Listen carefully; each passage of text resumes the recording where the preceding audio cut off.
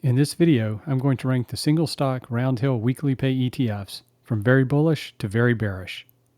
Did you know that Roundhill has 20 funds that are based on a single underlying stock?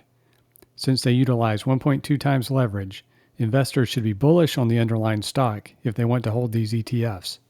I hope this video will help you decide if you want to invest or continue to invest in a particular Roundhill single stock ETF. However, this is not financial, investing, or any other kind of advice. I am not a financial or investing professional. These rankings are not advice to sell, buy, or hold an investment. For regular viewers of this channel, I'll get you an update on my small account margin strategy next week. I think it's important to understand how these Roundhill Weekly Pay ETFs work and what they're supposed to do. We'll use PLTW as an example, but all of the single stock funds operate the same. They're designed to provide bullish exposure and pay weekly. In fact, the ETFs have a primary investment objective that is simple: to pay out distributions every single week. Their secondary goal? To give you 1.2 times or 120% of the performance of a single underlying stock, like Palantir, Nvidia, or Tesla, over a 1-week period. This is the principal investment strategy section of the PLTW prospectus. To get that extra 20% boost, the fund uses leverage. Instead of just buying the stock, they use a mix of common shares and total return swap agreements. This magnifies your returns, but keep in mind it magnifies losses too. If the underlying stock drops 1%, the fund is designed to drop 1.2%. So where does the weekly cash come from? The distribution amount isn't fixed. It's calculated using a formula that looks at the stock's recent return and its implied volatility. The advisor expects a significant portion of these payments to be classified as return of capital, which can have different tax implications for your cost basis. Now, calendar week here has a specific meaning. It's not just Monday to Friday.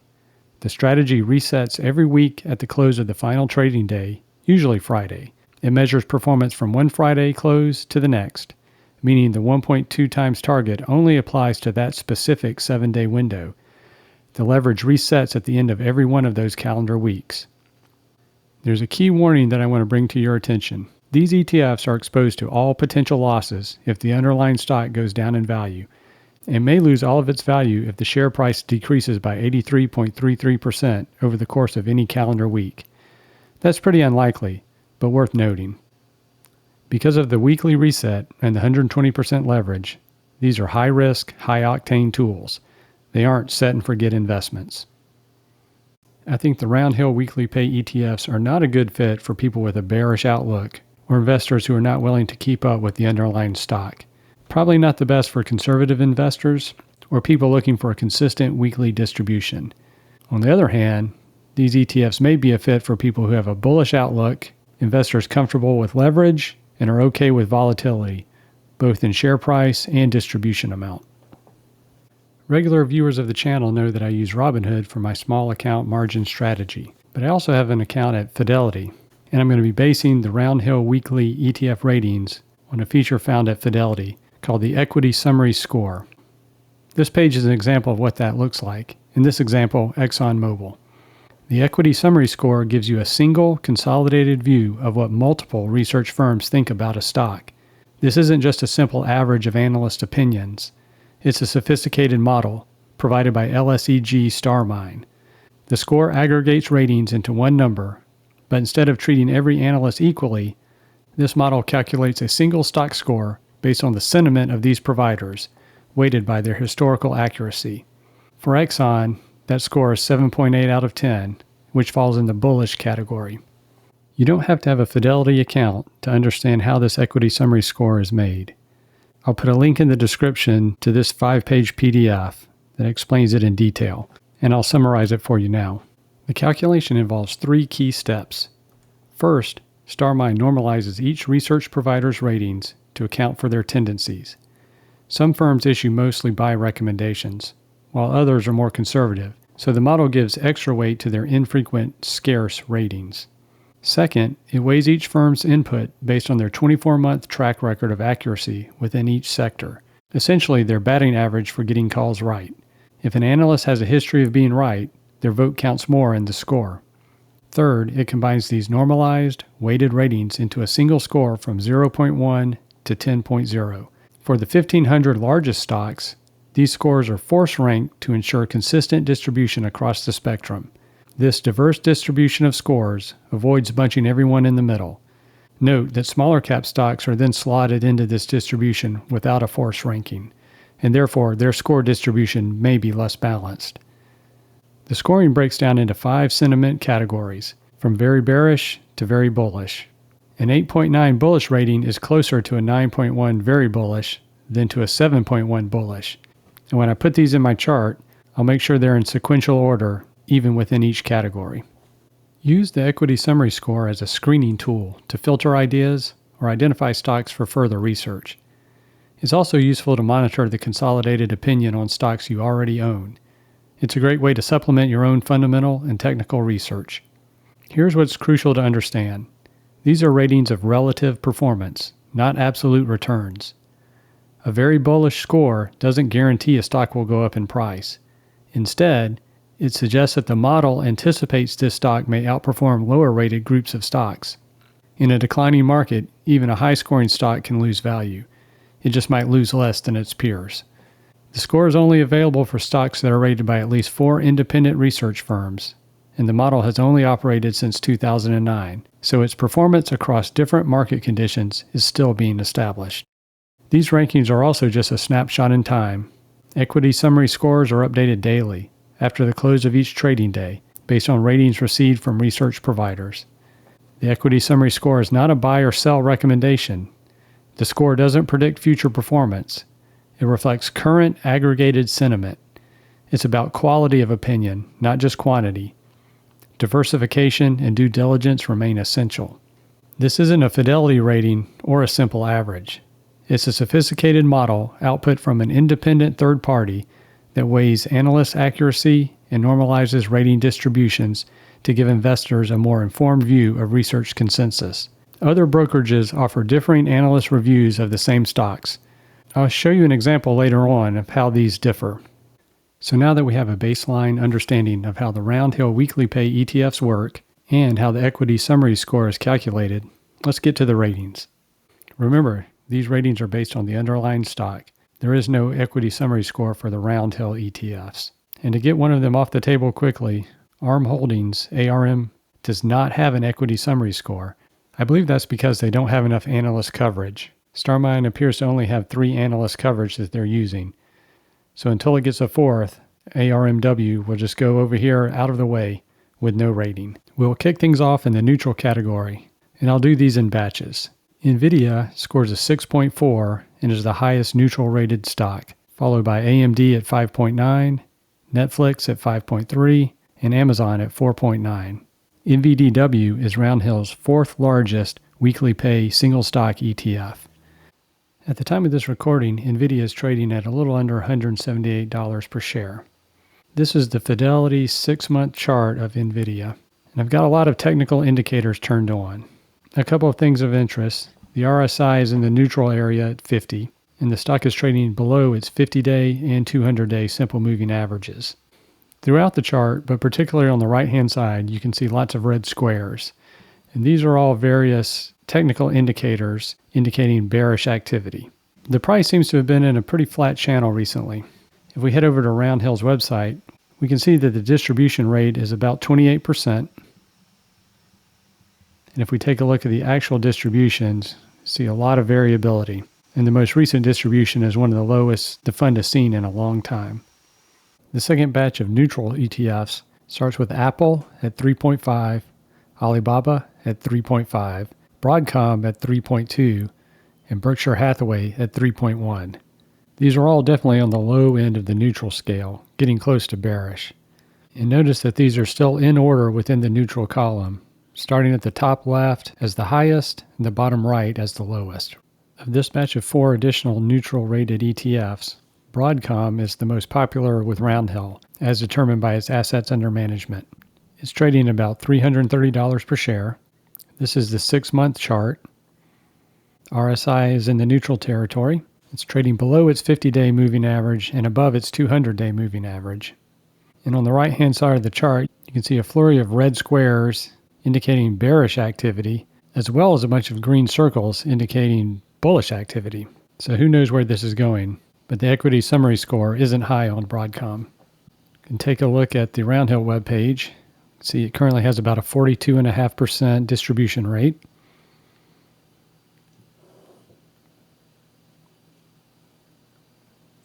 In the last 12 months of distribution, looks to be on a downtrend. BABW, the Roundhill Alibaba Fund, is Roundhill's least popular weekly pay ETF with just over 9 million assets under management. Now, moving lower to the bearish tier, we have 5 ETFs based on United Health at 2.1, Microsoft at 2.0, Meta at 1.7, Uber 1.5, and Palantir at 1.1. Palantir is Roundhill's most popular single-stock weekly pay ETF, with about $160 million in assets under management. Here we see it's trading for about $157 per share. Once again, the 6-month chart, the RSI is on the rise up to about 60 or 61. It's trading right at the 50-day moving average and below the 200-day moving average. You can see recently the stock's been on the rise with several bullish signals. The fund has about a 54% distribution rate currently.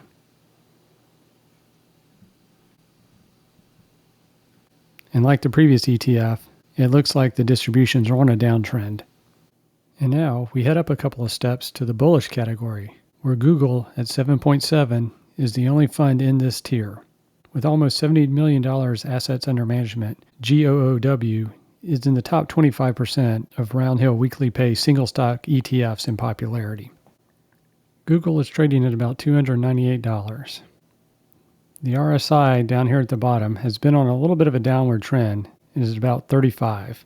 Google's trading below the 50-day moving average and above the 200-day moving average. And there are a couple of recent bearish indicators down here. The current distribution rate is a little under 35%.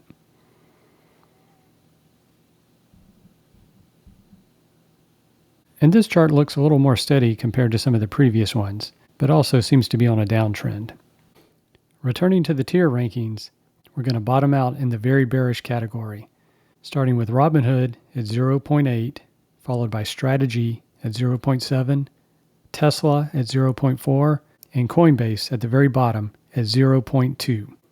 Robinhood and Tesla are two of the most popular Roundhill weekly pay single stock ETFs, with Robinhood being the second most popular, followed by Tesla at third. Only Palantir has more assets under management for single stock weekly pay ETFs.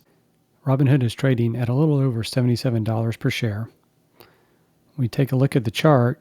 I can see that the RSI is at about 42, still in the neutral territory. It's trading below both the 50 and 200-day moving averages. There are a flurry of positive technical indicators here. Distribution rate is currently 68.5%. If we take a look at the distributions, we can see a definite downtrend. I actually owned HOOW for a while, and my investment did not turn out well. And I guess while I'm speaking about it, just for the record, I currently don't own any Roundhill ETFs in any account, but I have in the past. I mentioned earlier that I wanted to go over some differences from the LSEG StarMine equity summary score found on Fidelity and analyst ratings found on other platforms. And I think Robinhood is a great example of that. Here on Fidelity, we see the 0.8 score, very bearish, and you can see the trend. Towards the end of 2025, it was actually very bullish and has been trending all the way down to bottoming out recently as very bearish. And you can see over on the right-hand side a number of reports they use to generate this score.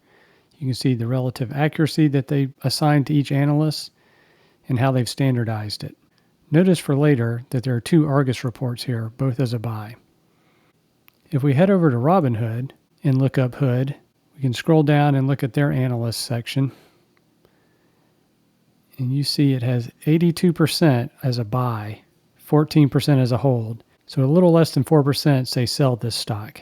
That's an overwhelmingly positive rating. Robinhood doesn't have any links in this area for me to go and check and see where they're getting this information from. If we head over to Vanguard, look up Robinhood, move to their analyst reports, you can see something similar. about 68% buy, another 14% overweight. And similar to Robinhood, less than 4% say sell. If we look at the analyst reports, they're currently not available. They were earlier, and Argus was one of them. It was a buy. So what I like about this equity summary score is it's not just a simple average. I think a lot of analysts end up in the buy or hold area.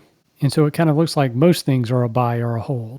Because of the forced distribution, the equity summary score avoids that and pushes some of the ratings down. And it rewards analysts who have been consistently right. Of course, all of these analysts are just providing their opinion, and you have to have your own opinion about what you think the stock is going to do. And it seems like analysts are regularly wrong. So it does all fall back onto you, the investor, to do your own due diligence, and your thoughts on a stock may not align with what the analysts think. So now we're back to the final tier of our ratings, the very bullish, the cream of the crop. There's only one stock that falls into this category, and that's Costco, with a rating of 9.1, well above the next highest rating, Google, at 7.7. Costco is currently trading at about $998 per share. The RSI is in the neutral territory, around 54.55, and it's trading above both the 50 and the 200-day simple moving averages. You can see a couple of bullish activity indicators at the top of the chart. Costco is actually one of the least popular funds in the Weekly Pay family, fifth to last in assets under management with just about $15 million. Distribution is high currently, almost 97%. And if we take a look at how those have been coming out, we'll see that 97% is very unusual, much higher than what the usual distribution is. Since we looked at Robinhood and how it compared to some of the other analysts in the bottom tier, let's see how Costco compares. If we go to Robinhood, we'll see that they have it with only a 65% buy and about a 30% hold. If we go to Vanguard, we'll see they're even less enthusiastic, only about a 49% buy and a 16% overweight, with around that same 30% hold. Back at Fidelity, we see that very bullish signal, and it has recently raised up from bullish. And I imagine the recent uncertainty with the war in Iran has helped this as a consumer staple. Although WPay is going away in a few weeks, if you take all of these scores and average them together in an equal weight setup, but of course excluding ARM, the WPay average would come out to a lowly 3.32, just barely in the neutral tier. If you're curious about the mechanics about how well Roundhill lives up to their 1.2 times weekly leverage, check out the Roger Sands show. He's done several interesting videos comparing the underlying stock with the Roundhill performance. The results might surprise you. So in the end, we only have one ETF in the very bullish and the bullish categories, a bunch in the neutral tier, and too many in the bearish and very bearish tiers. Of course, these aren't reflections on Roundhill. It's a reflection on the underlying stock, and the economy has been doing poorly recently. If you like this breakdown and are interested in more, please let me know in the comments. And if you found this video interesting or entertaining, please like and subscribe. And remember, nothing I said here is financial, investing, legal, tax, or any other kind of advice. You have to do your own research for your investments, and you shouldn't rely on any single source to decide how you should invest.